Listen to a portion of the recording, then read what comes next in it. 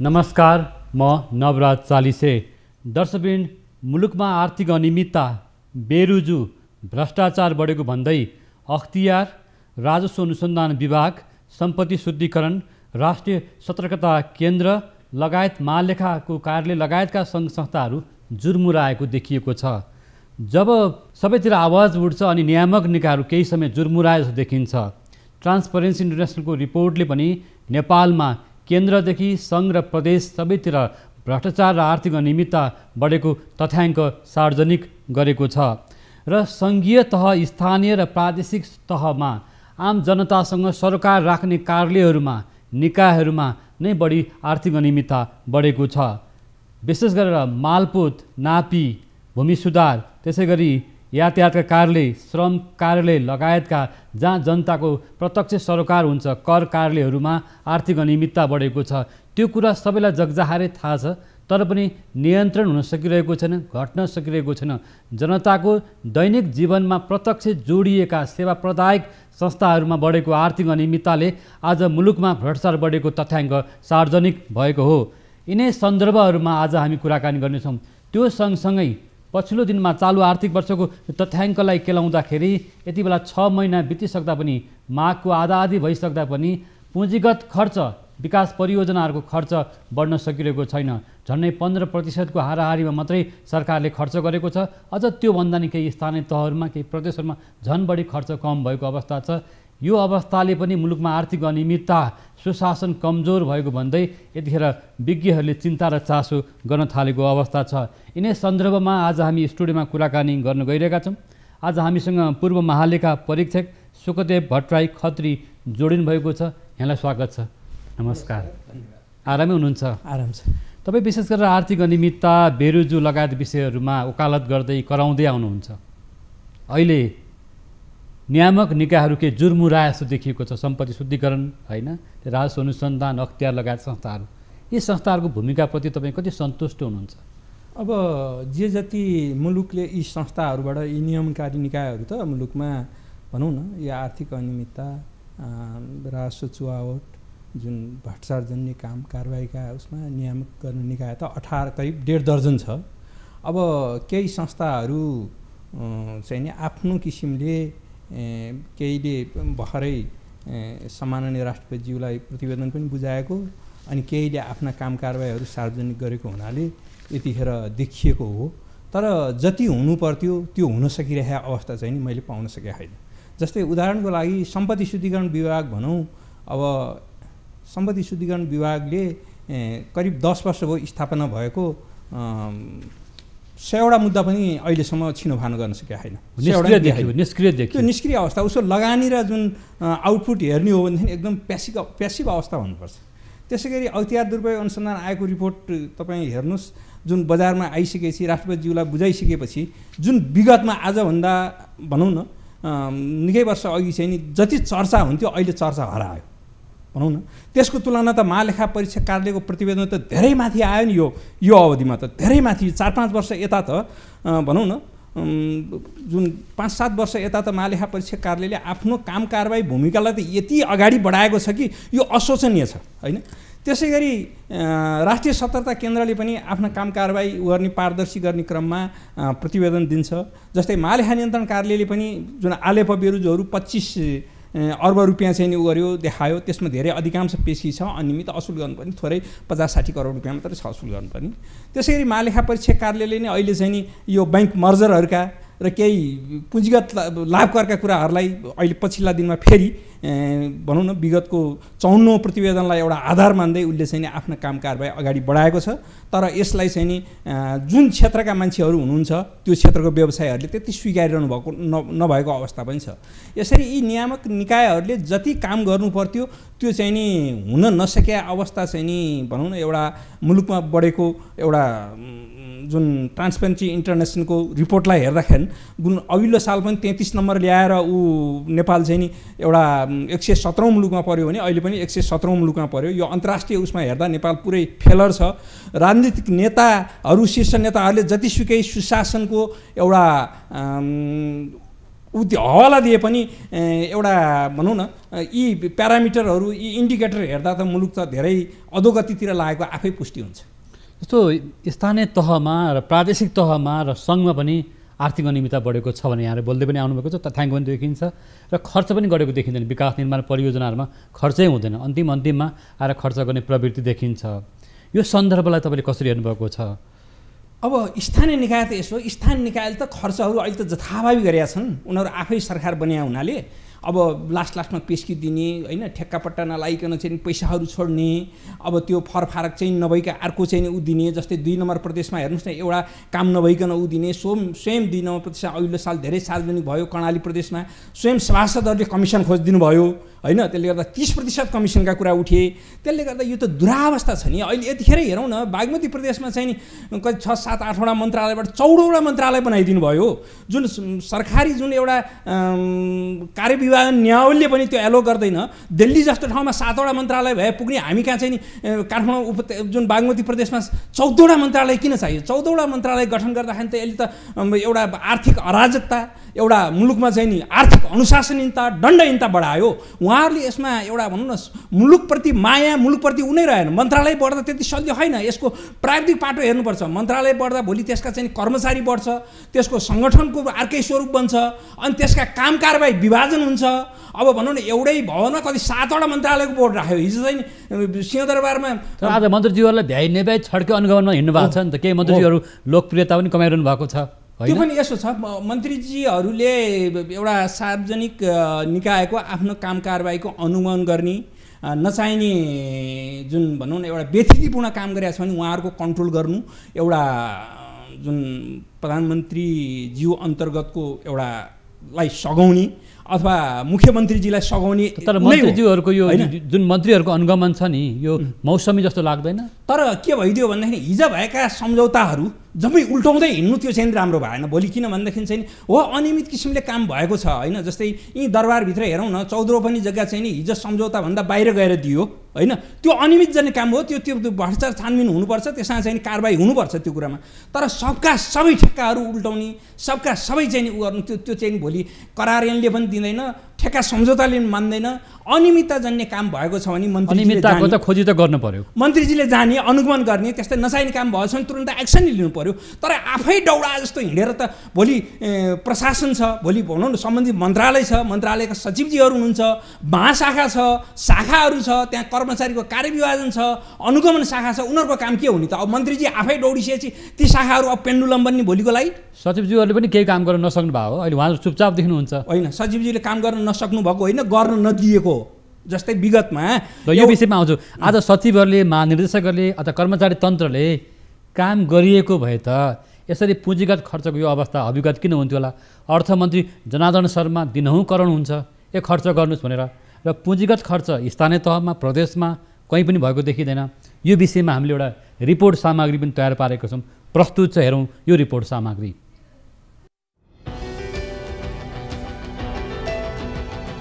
गठबन्धनको सरकार भनेसँगै अर्थ मन्त्रालय भागबण्डामा पाएको नेकपा माओवादी केन्द्रले जनार्दन शर्मालाई अर्थमन्त्री बनायो।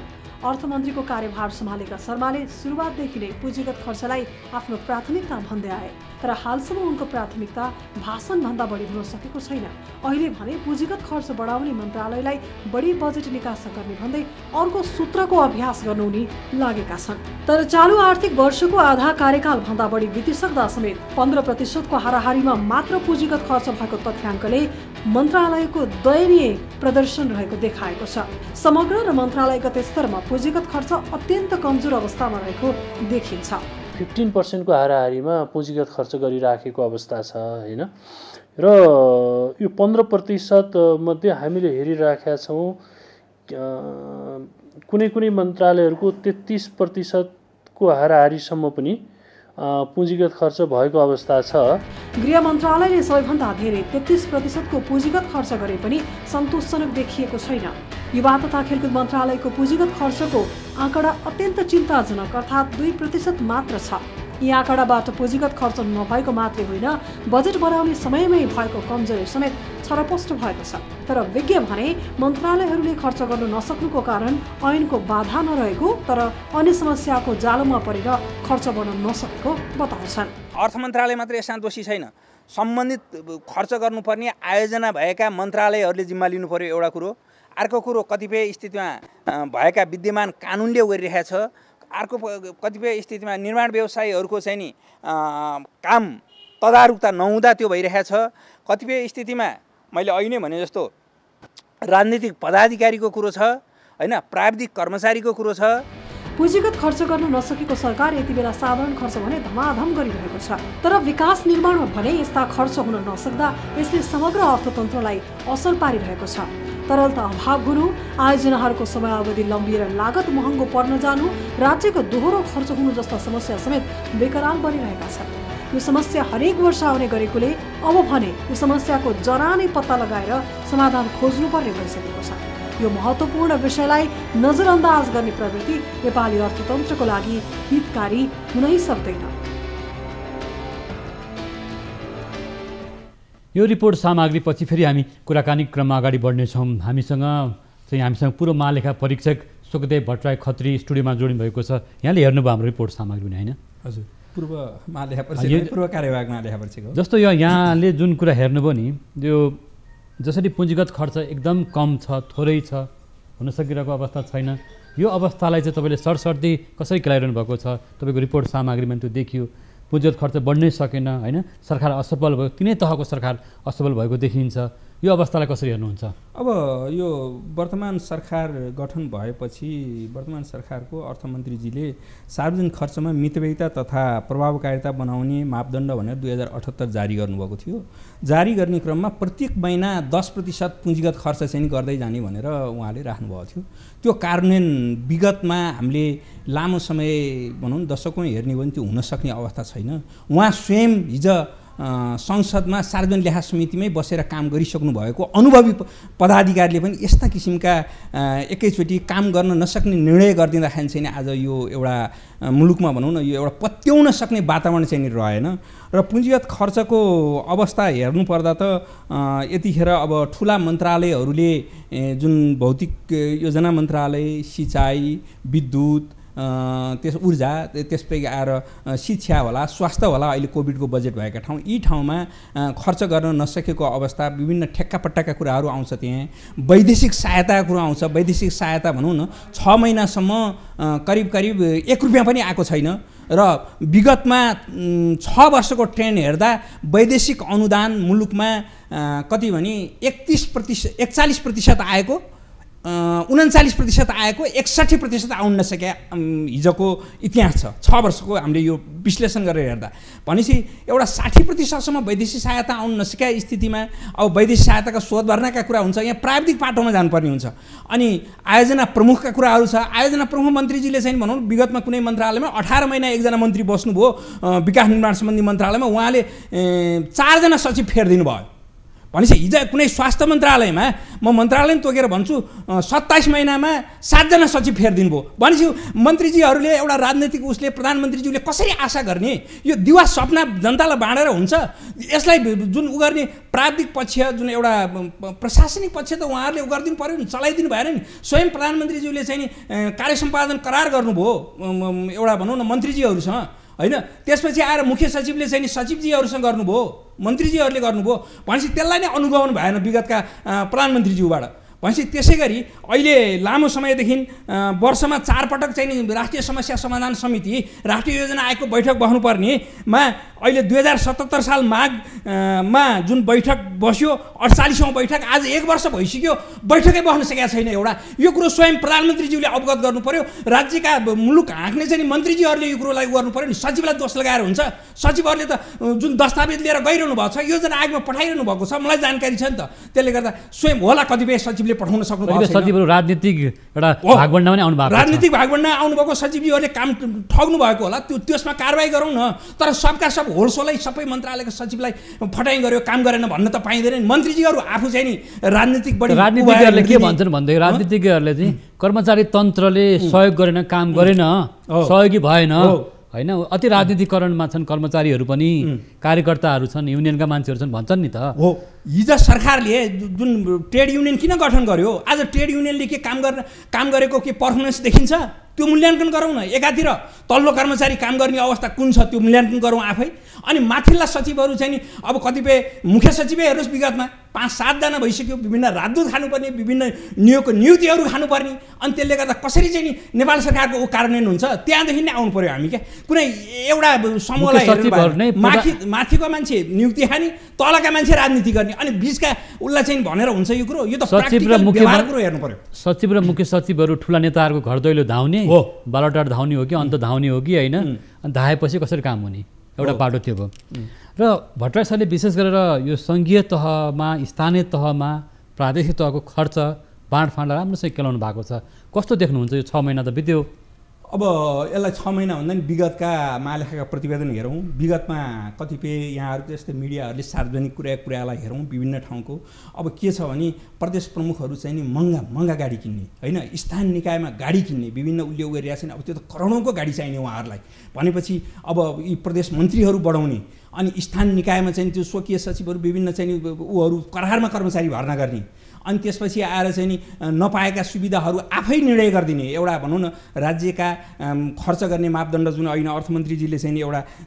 सार्वजनिक खर्च गर्न चाहिँ मितव्ययिता प्रभावकारिता बनाउन भनेर मापदण्ड 78 लागू गर्यो भन्यो नि हो त्यसको पेरिफेरीमा बसेर चाहिँ नि सरकारको राजस्व स्रोत जुन माथिबाट आएर खर्च गरिन्छ भने ती निकायले पालना गर्नु पर्यो माथि चाहिँ नि यस्ता निर्णय गर्ने अनि तलकाले चाहिँ जसरी खर्च गरे नि हुने जस्ता महँगा गाडी खरिद गर्ने भत्ताहरू नचाहिने किसिमका लिने अब अहिले भन्नुहोस् न टाढा जानै पर्दैन हाम्रै प्रतिनिधि सभा हेर्नुहोस् न प्रतिनिधि सभा अहिले विपक्ष दलले चाहिँ भाग लिइरहेकै छैन काम गरिरहेकै छैन प्रश्न जनतालाई थाहा छ नि यो कुरो तर केही दिन अगाडि एउटा राष्ट्रिय मिडियाले सार्वजनिक गर्यो कि 59 करोड रुपियाँ उहाँहरूले तलब खर्च तपाईँको भत्ता सुविधा लिनुभयो भनेपछि यो लिन के यो राज्यको जनताको करको कुरा उहाँहरूलाई लिन यत्रा शीर्ष नेताहरू र यत्रा चाहिँ नि मुलुक हाँके हामीले गरे भन्ने नेताहरूलाई यो चाहिँ अधिकार छ यो जनतालाई जवाफ दिनु पर्यो 59 करोड उहाँहरूले भुक्तान लिनुभएको छ भनेपछि यी सुविधा र अब त्यसदेखि गाडी र यी अरू विविध सुविधा त कति यो अरबौँ नाग्छ त्यसले गर्दा यो व्यथितिपूर्णमा गइरहेछ सरकारी खर्चहरू यसले अनियमितता बढाइरहेछ हिजोभन्दा आज बढेर गएको छ त्यसले गर्दा अब स्थानीय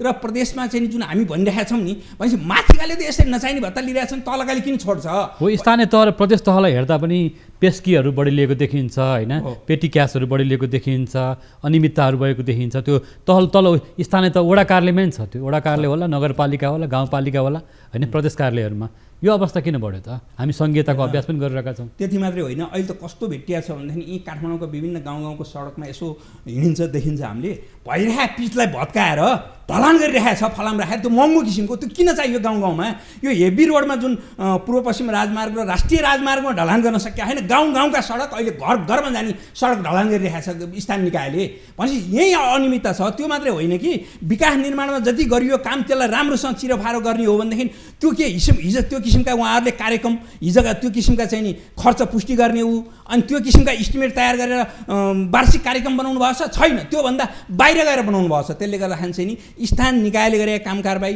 अब आफूलाई बढी भत्ता लिने अहिले मैले भने जस्तो गाडी सुविधाहरू लिने होइन नचाहिने सुविधाहरू चाहिँ बढीभन्दा बढी गर्ने अनि यहाँले भने जस्तो पेस्की चाहिँ नि सालको अन्त्यमा गएर बढी मात्रामा लिइदिने यसले गर्दा चाहिँ बढी व्यथिति निम्तिरहेछ जस्तो अब यो अहिले टनलहरू चाहिँ बनाउने भयो होइन त्यसै गरी ढलान गर्ने यहाँले भन्नुभयो अथवा इँटाहरू बिछ्याउने अथवा पेटीहरू बनाउने काम गरेको देखिन्छ यो स्थानीय निकायले काम देखाएको पनि हुनसक्छ स्थानीय तहले होइन अर्को एउटा मूल मुद्दा चाहिँ के छ भन्दाखेरि जनतासँग जोडिएको निकाय कार्यालयहरू छन् स्थानीय तह पनि त हो नि नगरपालिका हो गाउँपालिका हो मा बढी यसरी आर्थिक अनियमितता बढ्दै जान्छ जनताले के आशा राख्ने अब यो त कस्तो भयो भने के लासा जाने कुतीको बाटो भन्छ नि एउटा उखान छ नि अब हाम्रा शीर्ष नेताहरूले चाहिँ के गरिदिनुहुन्छ भनेदेखि चाहिँ नि टावर बनाउने अनि आफ्ना उहरूलाई चाहिँ नि के सिटी के मोडल सिटी चाहिँ बनाउने स्मार्ट सिटी बनाउने भनेर उहाँहरू शीर्ष नेताले आफ्ना जिल्लामा बजेट लानुभएको छ होइन टावर बनाउन चाहिँ नि के हाम्रा पहाडी जिल्ला हाम्रा उच्च त्यसै हाम्रा चाहिँ नि डाँडा काँडा आफै टावर छन् नि त्यहाँ बजेट लगाएर के गर्नुपर्ने अवस्था हो र त्यो पनि कसरी गरिदिनु भने यो व्यथिति कसरी आइरहेको छ भने अर्थमन्त्रीजीले संसदमा जुन राष्ट्रपतिज्यूको नीति र कार्यक्रम अन्तर्गतमा रहेर बजेट ल्याउनुहुन्छ अर्थमन्त्रीजीले ल्याइसकेपछि त्यो रकम अबन्डा राखिदिने त्यहाँ अनि गएर रकमान्तर गरिदिने। अघिल्लो 2 साल अगाडि तपाईँको 3 खर्ब 33 अर्ब रुपियाँ रकमान्तर स्रोतान्तरण भएको छ। यसरी एउटा बजेट सिद्धान्तभन्दा बजेट अनुशासनभन्दा बाहिर गएर 3 खर्ब 33 अर्ब रुपियाँ चाहिँ रकमान्तर गरेर अनि टावरमा अनि महँगा गाडी खरिदमा अनि तपाईँको आफ्नो अनुकूल राजनीतिक ठाउँमा बजेट लाने अनि जुन अर्थ मन्त्रालयले पनि अब एउटा मन्त्रीजीहरूको विभिन्न राजनीतिक पदाधिकारीबाट आएको उसलाई अर्थ मन्त्रालय कर्मचारीले थ्याक्न सकिँदैन। अब हुन त यहाँ फेरि कर्मचारीलाई दोष लाइन्छ, कर्मचारीले काम गरेन भनिन्छ, तर विधि विधान र जुन बजेटका सिद्धान्त अनुसार उहाँहरूले कामै गर्न पाउनु भएको छैन।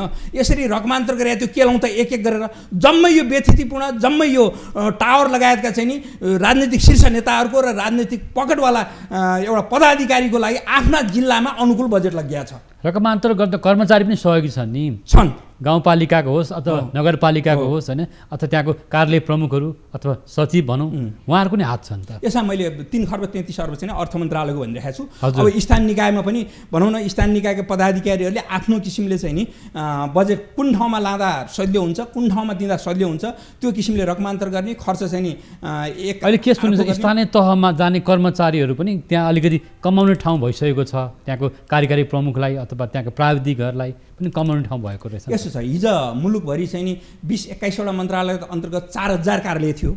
4000 कार्यालय थियो। 4000 कार्यालयमा छरिएर रहेको बजेट अब अहिले त 753 निकायमा जान्छ होइन। त्यसले गर्दा त्यहाँ 4000लाई भाग गरेर ल्याउँदाखेरि त्यो हिसाब गर्दाखेरि त्यो आफै बढी पनि भयो। अनि हिजो सानसाना कस्ट सेन्टर थियो भने अब यो स्थानीय निकायको कस्ट सेन्टर ठुलो भयो, त्यो आफै पनि त्यहाँ अनियमितता जन्ने फेरि त्यो तुलना गरेर हेर्नुपर्छ। तुलना गरेर हेर्दा त्यो बढ्ने नै भयो, खर्च पनि बढ्यो, अनियमितता नि बढ्यो, भ्रष्टाचार जन्ने काम नि बढ्यो। त्यसरी नै हेर्नुपर्छ, त्यसलाई चाहिँ विश्लेषण गरेर जाँदा केन्द्रदेखि तलसम्म भ्रष्टाचार बढ्यो। अर्कोतर्फ जनतालाई सेवा दिने कार्यालयहरूमा त झन् आर्थिक अनियमितता छ। म त्यो पाटोमा आउँछु। मालपोत, नापी, भूमि सुधार, श्रम कार्यालयहरू लगायत यातायात कार्यालयका मन्त्रीहरू अहिले बाटोमा हिँड्नु भएको छ अनुगमनमा। वास्तवमा आज मुलुकमा किन भ्रष्टाचार बढिरहेको छ, आर्थिक अनियमितता बढिरहेको छ, सेवा प्रदायक संस्थाहरूमा किन यो खालको अनियमितता बढ्यो भन्ने प्रश्न नागरिकमा उठिरहेको छ। यिनै सन्दर्भमा हामी कुराकानीको क्रममा छौँ। हामीसँग पूर्व महालेखा परीक्षक सुकदेव भट्टराई खत्री जोडिनु भएको छ। पालो भएको छ ब्रेकको। लाइफ बोय, हात धुने समयका साथमा लाइफ बोय। लाइफ बोय, हात धुने समयका साथमा लाइफ बोय।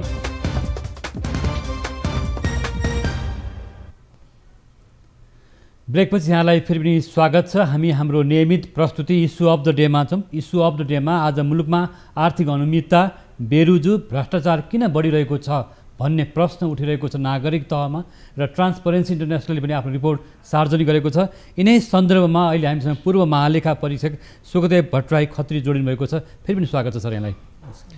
विशेष गरेर अहिले मुलुकमा भ्रष्टाचार बढ्यो भने सबैको तहमा कुराहरू उठ्छ होइन, यो बेरुजुहरू पनि बढिरहेको अवस्था छ। म एउटा मुख्य कुरा जनतासँग जोडिएको विषय सोध्न चाहन्छु। यो श्रम कार्यालय जहाँ हाम्रो नेपाली दाजु दिदीबहिनीहरू विदेश जानुपर्ने हुन्छ होइन, लाइसेन्स लिने कार्यालय, यातायात कार्यालयहरू छ, मालपोत, भूमि सुधार, नापी होइन, कर कार्यालयहरू, यो कार्यालयहरूको सरले त महालेखा परीक्षकमा बसेर बेरुजु पनि हेर्नु भएको छ, रिपोर्ट पनि हेर्नु भएको छ होइन। किन यो आर्थिक अनियमितताको यो अखडा बन्यो? अब जनतासँग प्रत्यक्ष सरोकार भएका क्षेत्र यिनै हो र अनि जनताले सेवा लिन जाँदा थाहा पाउने कुरो नि यिनै क्षेत्र हो र अनि ती कुरा सार्वजनिक हुनु पनि स्वाभाविक हो। अब जहाँसम्म यी सार्वजनिक सेवा प्रवाह हुने नापी, मालपोत, भूमि सुधार, श्रम कार्यालय, यातायातमा जति भएको छ, हिजो जुन स्टिङ अपरेसन भनेर चाहिँ नि जुन समाएको थियो अख्तियारले, त्यो चाहिँ नि अहिले सम्मानित सर्वोच्च आयोगले ती मुद्दा चाहिँ जम्मै खारेज गरिदियो। खारेज गरेपछि अब के हो, ती क्षेत्रमा बस्नेहरूको एउटा मनोबल के बढ्यो भनेदेखि चाहिँ नि अब त भ्रष्टाचार जति गरे नि हुन्छ भन्ने एउटा मनोबल बढाएको छ एक किसिमले। अर्को किसिमले यसरी खारेजी गर्नुमा स्वयं आफ्नै कर्मचारीहरू परेर पनि हो। त्यहाँ प्राविधिक पाटोभित्र केलाएर जाने हो भने आफ्नै कर्मचारी ठाउँ ठाउँमा पर्न थाले अख्तियारले समाउँदा, अनि त्यसले गर्दा अख्तियारको त्यो क्षेत्राधिकारै एक किसिमले बन्द गरिदिएको छ भनेपछि एउटा त्यो छ। अब अर्को फेरि यसको मुख्य कारण के भइदियो भनेदेखि चाहिँ मुलुकमा यो पिटी करप्सनको रूपमा पर्छ, साना भ्रष्टाचारको रूपमा, प्रशासनिक भ्रष्टाचार हो यो। अर्को राजनीतिक भ्रष्टाचार, ग्रान्ड करप्सन, ठुला करप्सन भ्रष्टाचारहरू छन्। जस्तै बालुवाटार प्रकरण हेरौँ, यति प्रकरण हेरौँ, अब अहिले यो पछिल्ला दिनमा ओम्नीका कुराहरू आयो, त्यसपछि भनौँ न कर फर्चट आएकै कुरो थियो, पुँजीगत लाभ करकै कुराहरू थियो, भनेपछि अब यस्ता कुराहरू आयल नियमका कुराहरू थियो। यी कुराले गर्दा के भयो भने यिनमा कारबाही भएन। कारबाही नभएपछि अनि तल बस्ने कर्मचारीहरूको मनोबल के हो भने ठुलामा त राजनीतिक संरक्षणले आफ्नो लागि कारबाही गर्दो रहन्छन्। जस्तै भनौँ न, हिजो बालुवाटार प्रकरणमा एकजना कार्यकारी प्रमुखले त के भने ऊ निर्णय गरेपछि लालपूर्जा कसरी दिएको छ भने फलानु मन्त्री परिषदको निर्णयअनुसार भनेर दिएको छ। त्यहाँ सचिव र उसको जिम्मेवारी नै छैन। फलानु मन्त्री परिषदको निर्णय भनेर दिने अनि आफू चाहिँ भ्रष्टाचार मुक्त नीतिगत निर्णय भनेर भ्रष्टाचार नलाग्ने। कस्तो यो विडम्बना भनेपछि यस्ता काम कारबाही मुलुकमा हुँदाखेरि राजनीतिक व्यक्तिले उहाँहरूले आफै भनौँ न जग्गा किन्ने अनि उहाँहरू कसैलाई चाहिँ मुद्दा नलाग्ने जग्गा फिर्ता दिएपछि भनेपछि यस्तो पनि दुई किसिमको कानुन हुन्छ। तलको जनता र तलको कर्मचारीलाई चाहिँ कारबाही गर्ने घाँटी निमट्ने अनि माथिकालाई उन्मुक्ति दिएपछि कानुन कसरी कार्यान्वयन गर्नुभयो हाम्रो राजनेताहरूले कसरी कार्यान्वयन हुन दिनुभयो। त्यसलाई यी कुरा हेरेर अनि नेपाली जनता सेवा प्रवाह दिनुपर्ने क्षेत्रका एउटा कर्मचारीले चाहिँ नि अनि भ्रष्टाचार केही मात्रामा जस्तो बालुवाटार ओम्नी प्रकरण भन्नुभयो, यतिकै चाहिँ काण्ड होइन, गोकर्ण रिसोर्टको काण्ड भयो, यता धेरै घटनाहरूमा छानबिनै प्रभावकारी हुन सकेन। त्यो त यसो भयो नि त। अब के छ भने तपाईँलाई म दरो उदाहरण भनिदिन्छु। 2072 सालको संविधान आएपछि मुलुकमा राजनैतिक पदाधिकारीलाई कारबाही गरेकै छैन। उसले त्यो भ्रष्टाचार जन्य भनेर उसलाई कारबाही भएकै छैन, कारबाही गरेकै छैन राज्यले। र अर्को के हुन्छ भने जो सत्ताधारी सरकार हुन्छ उसले आफ्नो पक्षकालाई जोगाउने, अर्को पक्षलाई जुन विपक्ष हुन्छ गइसकेका हुन्छ उसलाई ल्याएर हुल्ने। जस्तै केही दिन अगाडि के भयो भने यो सरकार गठन हुँदाखेरि गठन भएको ताका एकजना प्रभावशाली मन्त्री हुनुहुन्थ्यो बालुवाटार प्रकरणमा। उहाँ चाहिँ नि लाई जुन विशेष आधारले जुन समूहलाई चाहिँ नि पुर्जी काटेको थियो, उहाँ बेवारिसी हुनुभयो, हराउनु भयो त्यो 1.5-2 वर्ष। अनि जब आफ्नो अनुकूलको सरकार गठन भएको भोलिपल्ट गएर विषयादमा हाजिर हुनुभयो। अनि अर्ब र करोडको चाहिँ नि अख्तियार र विषयादले चाहिँ मुद्दा गर्छ, बिगो दाबी गर्छ। अनि पछि गएर विषयाद के गरिदिन्छ, लाखको धरौटीमा छोडिदिन्छ। भनेपछि अर्ब र करोड त लाखमा आउँछ। भनेपछि यही हो क्या दण्डहीनता नि। अब यसलाई कसरी लिने, नेपाली जनताले कसरी बुझ्ने भनेपछि एउटा राजनीतिक पदाधिकारीले उन्मुक्ति पाउने अनि यी ठुला प्रकरणमा जति भनेको छ अर्ब र करोड जुन क्षतिपूर्ति जुन बिगो भनेको नि त्यो लाखमा चाहिँ धरौटीमा छुट्ने भनेपछि यही छ क्या गफलत नि। जस्तो राजनीतिक पदाधिकारी भनौँ कर्मचारीहरूले उन्मुक्ति पाउने दिने भन्ने कुरा आउँदै गर्दा नियामक निकायहरू अख्तियार सम्पत्ति शुद्धिकरण राष्ट्र अनुसन्धान विभागको काम के त? यसो भयो उहाँहरू सत्ताको चाहिँ एउटा भनौँ एउटा इसारामा चल्ने हो कि एउटा स्वतन्त्र निकाय एउटा संवैधानिक अङ्गको रूपमा चल्ने? होइन, स्वतन्त्र कसरी हुन्छ? संवैधानिक परिषदलाई जुन संविधानमा भएको उसलाई चाहिँ नि अध्यादेशले परिवर्तन गरेर संविधानको व्यवस्थै परिवर्तन गरेर सत्ताधारी सरकारले संवैधानिक परिषदबाट चाहिँ आफ्नो अनुकूलको मान्छे नियुक्ति तर उहाँहरूको धर्म र जिम्मेवारी पठाएको छ। उहाँहरूको धर्म जिम्मेवारी त त्यो होइन नि त? होइन नि त? होइन, धर्म हुनु पर्थ्यो। सम्पत्ति शुद्धिकरण निकायको अथवा अख्तियारको राजस्वको अथवा नियामक निकाय जति पनि छन्, राष्ट्रिय सतर्कता केन्द्र भन्नुहोस् होइन, महालेखा परीक्षक भन्नुहोस्, उहाँहरूले इसारा र सङ्केतबाट चल्ने हो र? होइन, नियुक्ति त अब जसको नुनखाई उसकै गाना गाई हुन्छ नि त। त्यसले गर्दा हो स्वतन्त्र रूपमा राम्रो मान्छे एउटा संवैधानिक परिषदमा कस्ता मान्छे हुन्छ हेर्नुहोस् त। प्रधानमन्त्री होइन, प्रतिनिधि सभाको अध्यक्ष, राष्ट्रिय सभाको अध्यक्ष, प्रतिनिधि सभाको उपाध्यक्ष, प्रधान न्यायाधीश, राज्यमा सबभन्दा ठुलो राज्यले पत्याएको मुलुकले विश्वास गरेको संविधानले विश्वास गरेका मान्छेबाट चाहिँ आफ्ना मान्छे नियुक्ति गरिसकेपछि त्यहीँबाट घात भइसकेपछि कसरी चाहिँ त्यहाँ राम्रो सेवा भोलि चाहिँ आशा गर्ने ठाउँै छैन नि। सबभन्दा घात त त्यहीँबाट भयो, संवैधानिक परिषदबाट भयो। मैले भन्नुपर्दा र मैले हेर्दा त यसलाई तटस्थ रूपले मूल्याङ्कन गर्ने हो नि त्यही नै घात भइसकेपछि माथिल्लो भनेर संविधानले राखेका ठाउँमा संवैधानिक परिषदबाटै घात भएर आफ्ना मान्छे नियुक्ति भनौँ न आफ्नो अनुकूल जुन गोजीबाट भागभण्डाको रूपमा उहाँहरूले नियुक्ति गर्नुभयो। अहिले त्यसैको असर चाहिँ ठाउँ ठाउँमा आइरहेको छ नि, राज्यको व्यवस्थापिकामा आइरहेको छ, कार्यपालिकामा आइरहेको छ, न्यायपालिकामा आइरहेको छ। यो मूल चुरो कुरोमा जाने हो भने त त्यही नै छ नि यसको असर त। आज न्यायपालिकादेखि तलसम्म सबै नै अब छताछुल्ल भयो मुलुक, केही पनि बाँकी रहेन। हिजो त केही लाज थियो नि, अब त लाज भन्ने नै छैन। आज अर्को एउटा विषय गम्भीर रूपमा जोडिएको छ, सरसँग कति सम्बन्धित छ यो अमेरिकी सहयोग परियोजना MCCको कुराले निकै चर्चा पाइरहँदाखेरि आज ठुला करदाताहरूको कर छलीको प्रकरण पनि बाहिर आउन सकिरहेको छैन। ठुला करदाताहरूकोबाट राजस्व असुली कर असुली हुनुपर्ने त्यो हुन सकिरहेको छैन। दूरसञ्चार कम्पनीहरू होलान्, अरू व्यापारिक घरानियाहरू होलान् होइन, हरेक क्षेत्रको तपाईँले त अडिट पनि गर्नुभयो नि त। यसो छ, करको कुरोमा त 5-6 वर्ष यता धेरै नै मुलुकमा यसले ठुलो अशोचनीय उपलब्धि हासिल गरेको छ। 71, 72 र 72, 73 सालमा आर्थिक वर्षमा राजस्व अनुसन्धान विभागले हजार र लाखमा चाहिँ नि फाइन्डिङ गरेको थियो। अहिले जुन यो ठुला प्रकरण राजस्वका प्रकरण सार्वजनिक भएपछि अहिले त 63 अर्ब राजस्व अनुसन्धान विभागले मुद्दा दर्ता गरिसक्यो, 63 अर्बको होइन। त्यसै गरी फेरि के पनि भइरहेको छ भनेदेखि जुन एउटा भनौँ न राजनीतिक जुन सङ्घ उहरू छन् वाणिज्य पदाधिकारी, उहाँहरूको पनि नाउँ केही दिन अगाडि चाहिँ नि यो ठुला करदाता कार्यालय अन्तर्गतको चाहिँ पुतली सडक र बानेश्वरले सार्वजनिक गर्यो। दुःखको कुरो त्यहाँ चाहिँ नि 25.5 अर्ब भ्याट छलीका कुरा आइरहेको छ।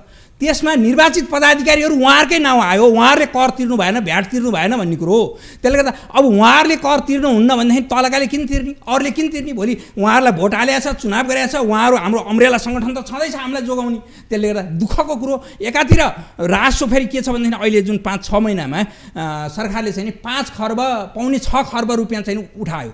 जुन 10 खर्ब 50 अर्ब राजस्व यो 78-79 आबमा अर्थमन्त्रीले जुन प्रक्षेपण गर्नुभएको थियो त्यसमा 10 खर्ब 50 अर्बमा आधाभन्दा बढी उठ्यो। यो चाहिँ एउटा शानदार मुलुकको राजस्वमा चाहिँ सफलता पनि हो एकातिर।